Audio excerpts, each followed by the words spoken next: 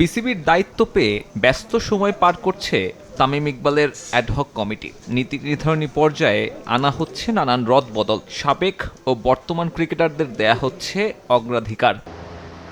নারী ক্রিকেটারদেরও দেয়া হচ্ছে নানান সুযোগ সুবিধা, বাড়ানো হয়েছে বেতন ভাতা, সাবেক অধিনায়কদের দেয়া হয়েছে ক্যাপ্টেন্স কার্ডের সম্মাননা। এবার আরও এক সুখবর নারী ক্রিকেটারদের জন্য, আন্তর্জাতিক সিরিজগুলোর সিকিউরিটি লিয়াজু অফিসার কিংবা সমন্বয়কের দায়িত্বে অগ্রাধিকার দেয়া হবে ক্রিকেটের অভিজ্ঞতাধারীদের। প্রত্যেকটা আন্তর্জাতিক বা ডোমেস্টিক ম্যাচে আমরা সবসময় কিছু লিয়াজন অফিসার বা সিকিউরিটি লিয়াজন অফিসার নিয়োগ দিয়ে থাকি।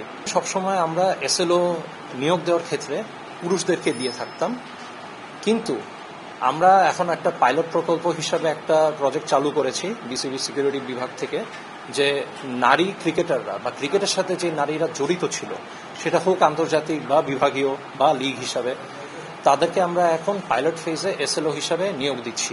ভেন্যু নিয়ে দীর্ঘদিনের চ্যালেঞ্জগুলোও হাতে নিয়েছে অ্যাডহক কমিটি। রাজশাহী, বগুড়ার মতো মাঠগুলো সচল করার উদ্যোগ নেওয়া হয়েছে। জাতীয় ক্রীড়া পরিষদের দ্বারস্থ হয়ে অগ্রাধিকার ভিত্তিতে সংস্কারের কাজ সারতে চায় বিসিবি। কোন কোন মাঠগুলোকে আগে প্রাধান্য দিয়ে আমরা যে উন্নয়নের যে কাজগুলো, সেগুলো যাতে আমরা অন্তত শুরু করে দিয়ে যেতে পারি। তবে বিপিএল নিয়ে আপাতত কোনো পরিকল্পনা নেই বর্তমান অ্যাডহক কমিটির, বরং ফ্রাঞ্চাইজি টুর্নামেন্টের ভাগ্য নির্বাচিত বোর্ডের কাঁধে তুলে দিলেন সাইদ ইব্রাহিম আহমদ। বিপিএল নিয়ে আপাতত আমি কোনো মন্তব্য করতে যাচ্ছি না। আমরা, আপনারা জানেনই, একটা অ্যাডহক বেসিসে এসেছি, তো আমরা দীর্ঘমেয়াদের যে পরিকল্পনাগুলো সেগুলো নিয়ে মন্তব্য না করাটাই ভালো হবে।